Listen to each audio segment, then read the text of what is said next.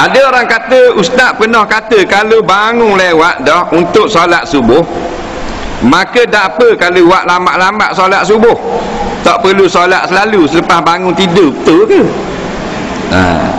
Dengar molek. Hak kita kata ni gini, siapa yang terlewat bangun subuh, dia tidur daripada semalam, kejut tak kejut pukul 8. Pukul 8 ada lagi subuh? Tak ada dah. Bila tak ada dah, bangun dalam keadaan telah habis waktu solat, sedangkan tertidur ni haram ke tak? Tak haram lah, uzur syar'i. Tiap-tiap bila kita tertinggal dengan sebab uzur syar'i, sunat saja tunaikan segera. Faham? Maknanya pukul 8 tu tak wajib semayang selalu, sunat buat segera.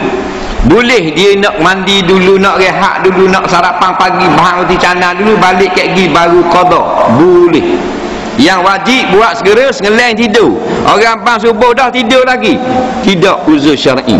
Bila kejut pukul 8, berdosa, wajib semayang selalu. Bukan kita kata ittifaq ulama. Kan kata Ustaz Lahar kata pula.